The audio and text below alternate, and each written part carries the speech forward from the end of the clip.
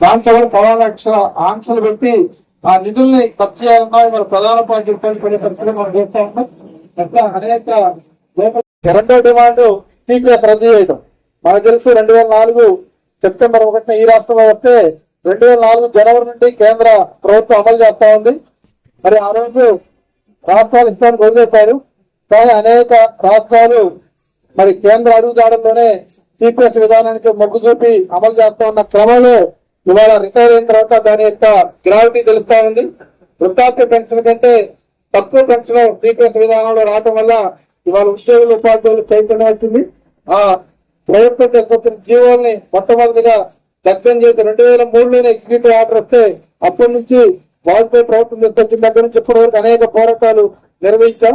మొట్టమొదట అని చెప్పి సందర్భంగా మీకు తెలియజేస్తా ఉన్నాను. అదేవిధంగా ఇటీవల కాలంలో పాఠశాలలు మూసివేత అనేది ప్రధానంగా ముందుకు వస్తా ఉంది. జాతీయ స్థాయిలో అనేక రాష్ట్ర ప్రభుత్వాలు బీజేపీ పాలిత రాష్ట్రాల్లో ప్రభుత్వ పాఠశాలను మూసివేస్తా ఉన్నారు. బీహార్ కావచ్చు, ఉత్తరప్రదేశ్ కావచ్చు, రాజస్థాన్ కావచ్చు. ఇవాళ మన ఇటీవల కాంగ్రెస్ ప్రభుత్వ పాలకుడైన మన రాష్ట్ర ముఖ్యమంత్రి గారు కూడా బెంగళూరు వెళ్లి మాట్లాడిన మాటలు మీరు చూశారు.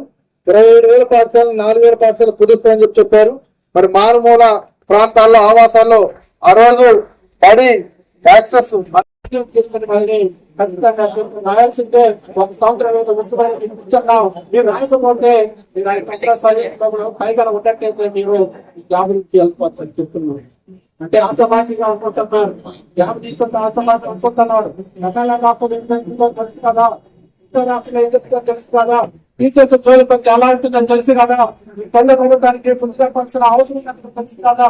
లేదంటే రకాల వ్యక్తి ఎప్పుడు కూడా ఈ రోజు వరకు కూడా ప్రధానమంత్రి నరేంద్ర మోడీ గారు ఎన్ని టీచర్లు ఆందోళన చేస్తున్నారు, ఎందుకు సర్వీస్ టీచర్లు వచ్చేస్తున్నారు,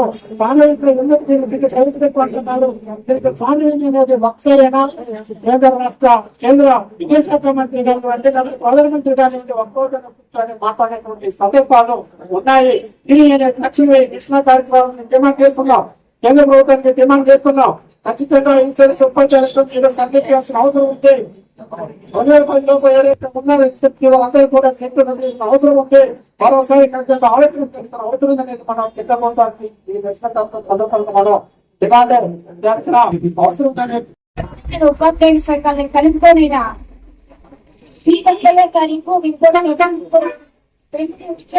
సందర్భంగా ప్రభుత్వాన్ని హెచ్చరిస్తూ మరి నీటి గురించి చెప్పారు. అదేవిధంగా సిబిఎస్ఈ వాల్యుయేషన్ గురించి ఇవాళ ఒకే దేశం ఒకే పరీక్ష అసలు సాధ్యం కాదు. భారతదేశానికి భిన్న సంస్కృతులు మేళవించినటువంటి ఆయా రాష్ట్రాలకి ఆయా జిల్లాల్లో రకరకాల జాతులు తెగలు నివసిస్తున్నటువంటి వారికి అనుగుణంగా విద్య ఉండాలి. దాని ఫలితాలు మనం చూస్తున్నాము. ఎంతో వ్యయ ప్రయాసలు ఆర్థికంగా కానీ ఇంకో రకంగా ఇప్పుడు రెండోసారి పెట్టిన సక్సెస్ అయిందంటే దాంట్లో కూడా అనేక అవకతవకలు బయటపడుతున్నటువంటి నేపథ్యం.